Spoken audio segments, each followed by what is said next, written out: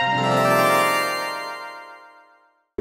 there, I'm Erik Norlander from IK Multimedia, and we're introducing the UNO Synth, which is a 2-oscillator monophonic true analog synthesizer that we've just announced today, actually. So the UNO Synth has 2 oscillators with continuously variable wave shapes, which means you can go from a triangle to a sawtooth wave, to a square wave, to pulse width modulation, and everything in between. And each oscillator is separate, so you can have triangle wave on the first one, pulse width modulation on the second one if you like. We also have a white noise generator in addition to it. You can tune the oscillators independently, plus and minus an octave, and then in the middle of the travel you have the detune between the oscillators. The filter is a 2-pole multi-mode resonant filter, sweepable of course, with resonance. We also have a custom designed drive circuit that goes from very subtle saturation to aggressive distortion. So it's an analog overdrive. It's analog. The entire audio path is analog. Maybe it's good to know for people, it's the oscillator section. There's possibility to make FM, or do you... There's no FM. Okay. Yeah, we do pulse width modulation, and you can modulate the actual wave shape. So not only can you modulate the pulse width, but you can modulate between triangle and saw if you want, using an LFO or the filter, or using an LFO or the envelope, and you can do it separately for each oscillator. But there's no FM and there's no sync, so there's no interaction between the 2 oscillators. They're just separate audio oscillators.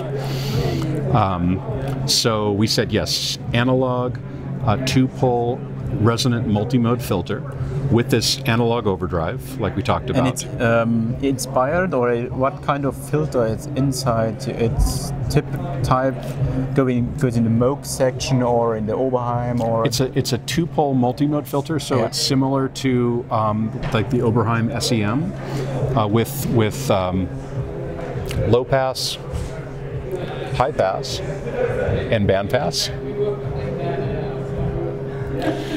It's our own design, so it's not a copy of the Oberheim SEM by any means. It shares some things in common with the Korg MS-20 filter in addition to the Oberheim SEM. We wanted to make a filter that was useful for the widest variety of music possible. So this is a filter that you can use for super modern EDM, and also if you want to do classic Tangerine Dream or the theme to Stranger Things, you can do that as well. So it's a combination of it's smooth and it's aggressive. Or yes, it's smooth and it's aggressive, and the drive control of course helps that quite a bit. And of course, depending on the level that you set the oscillators and the amount of resonance you use, like any great analog synth, that contributes to the character. There are 2 envelopes. There's a filter envelope and an amplitude envelope. Mm-hmm. So on the front panel, we give you access to the attack and the decay for the filter envelope, and the attack and the release for the amplitude envelope. This also has a computer editor where you have ADSR for both of them if you want to go in deeper. But we took the parameters that you use the most. So for a filter, it's the attack and decay that you're modulating the most. So it's programmed directly in the patch if you sustain and then... Yes, exactly. But for tweaking on the front panel in real time, we felt these were the best choices. Will the React editor directly on the knobs which you turn, or is it responsible? So if you turn one knob on the unit, it will turn also on the editor directly? Yes. Or? Okay. Yes, of course. Definitely. And it's also, you can also use MIDI continuous control. So if you just want to use, I don't know, something like a Yamaha motif, and you want to send MIDI continuous controllers from that, it will work perfectly. The last section is the LFO section. We have 7 wave shapes. So of course, sine, triangle, saw down, saw up, square, random, and sample and hold.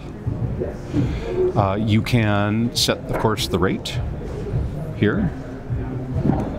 and this syncs. So the first, you can go 0 to 127, which are just free run, the free run LFO on its own, and then it goes after that to subdivisions of the tempo. So quarter note, dotted eighth note, eighth note triplet, the usual.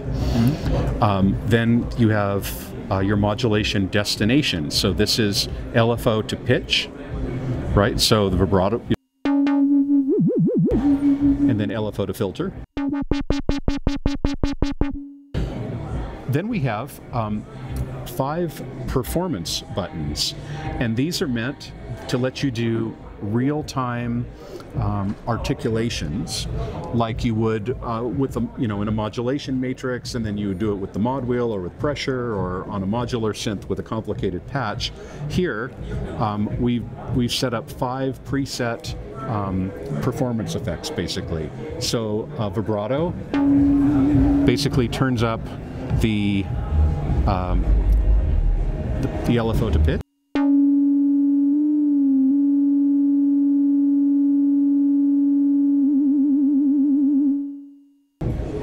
The wah does filter modulation. Tremolo does amplitude modulation. How high they go? They go in the audio modulation? They do not go into audio range. Okay. They go up to, I believe, 20 hertz. Okay. So fast enough for music, but not into the actual audio range for FM or anything like that. Then dive and scoop.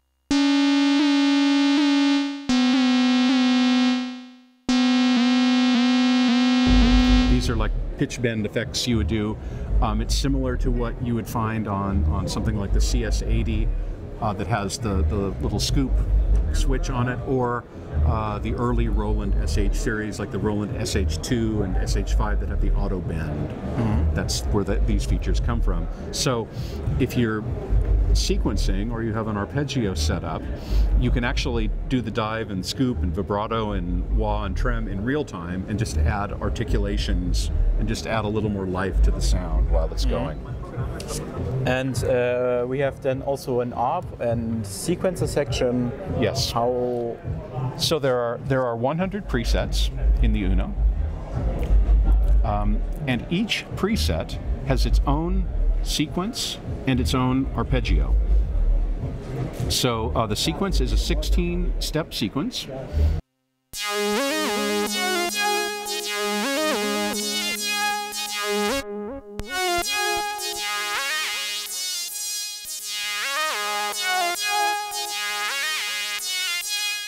Cool thing about the sequencer is you can record step by step, or if you like, you can just record in real time by just playing, doing the usual hold, record, and press play, and then you can play it in real time either from the capacitance sensing keyboard here or from an external controller, and it will just quantize it to one of the 16 steps. But then the extra cool thing is you can actually record all of the synthesis parameters for each step. So you basically can completely reprogram the sound for every step, and in fact, is it per step? So you can you change it per step, or is it, or you can also while it's running? Oh yeah, of course you could do it. You can do it while it's running, and in fact, here, let's go to a different one. I just realised I left my adapters back at the room. I'll be back. So if we want to change, I don't know, the envelope.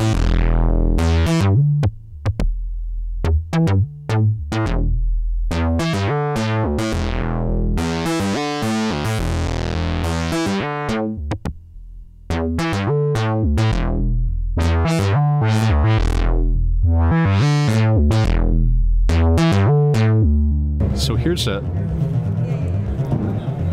this is a really cool patch that one of the guys did. He's actually created a drum groove with kick and snare, like reprogramming the whole synth so that it goes from a kick to a snare to a tom sound at every step.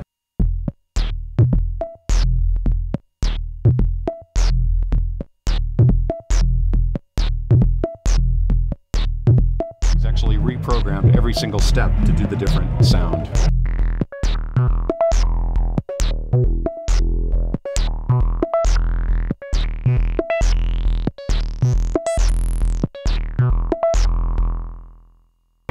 noisy now. Already? Yes. Already on the first day or Yes. of the pre-show? Yes. Okay, and then, of course, like I mentioned, there's also an arpeggiator. So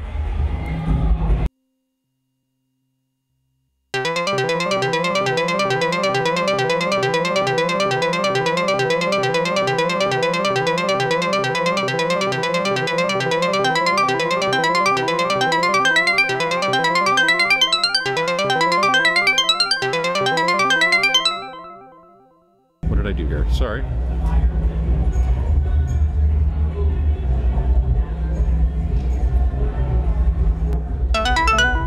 Golden.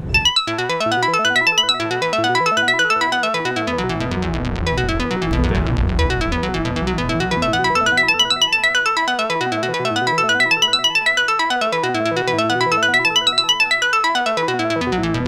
Down, up.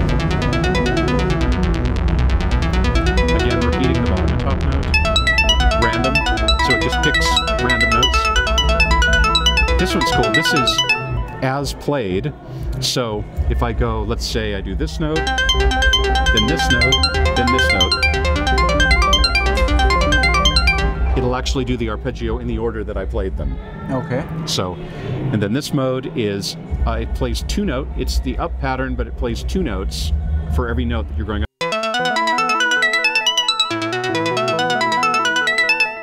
And then the same thing going down. And that's it. So there's 10 arpeggiator modes. It's of course synced to tempo. Mm-hmm. So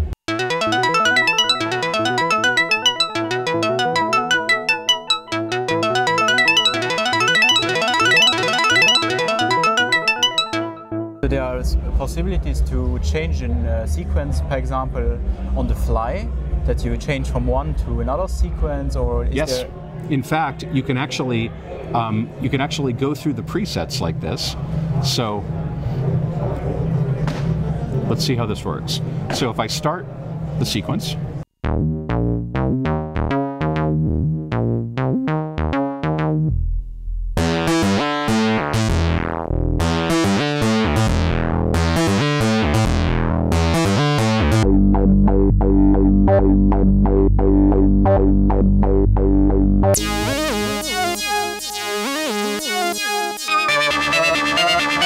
and it changes on the bar line. So if you select the next pattern, it waits until the end of the pattern to do it. So you could actually do this live in real time, and you wouldn't crash your whole band. It would actually wait till the next bar line to change to the next And you have part. also delay included? Yes, there's a delay effect. Oh, that sounded so much modulation. Let's find one. Let's shorten the release for this. So you can adjust the time. And then of course the mix.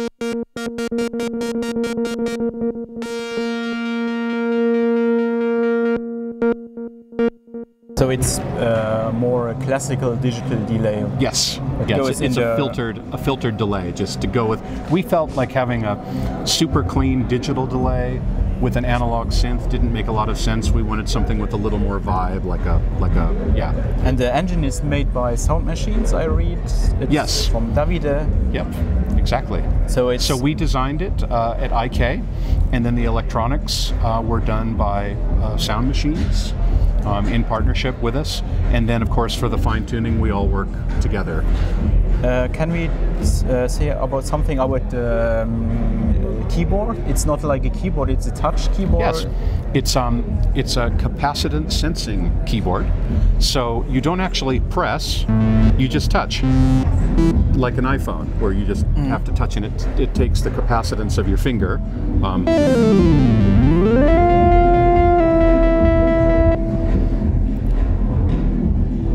Here, let's go.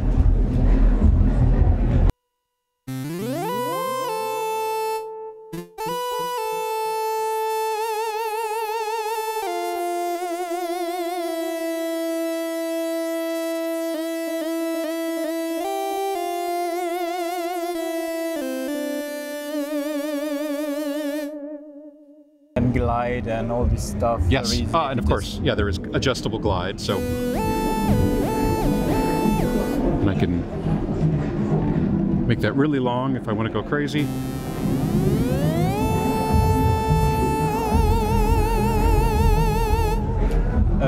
Then we have also what kind of outputs, or do you... There's a mono out, then there's an auxiliary in. So if you wanted to daisy chain another UNO or a drum machine or any other manufacturer. Can you use it as analog filter? No, it doesn't go through the filter. It's just an audio daisy chain. Then there's MIDI in and out. And these are the mini jacks, but then it includes the connector, so it goes from the mini out, and then you have a normal DIN connector. This is so we can keep it as small as possible. Then there's USB. USB works both as power and MIDI. Okay. So if you connect this to your computer, obviously it powers the UNO Synth, but then you can sync to MIDI clock and then sequence from your DAW directly just with this. And it's battery powered? It is battery powered. Look. So it runs on 4 AA batteries. I don't think there aren't any in there now. And if you put some rechargeable batteries inside, does it recharge inside, or is it not possible? I don't think it will actually recharge the batteries. Okay. I'm not sure about that, but I don't think so. I don't have a perfect measurement of the battery life yet, but we think that it runs for about 10 hours. And what is the battery life? How long? That's what I was just saying. Yeah. I don't have the exact measurements, but we think that it will run for about 10 hours. 10 hours So in heavy use. Yes, so you can play you can play one day of the Glastonbury Festival with 4 AA batteries. When it will be available, or the first shipment, or In July. In July. Yes. For price of? Price of 199 euros, exclusive of tax. So obviously the tax is a little different in each country. Okay. Yes. Thank you. Vielen Dank.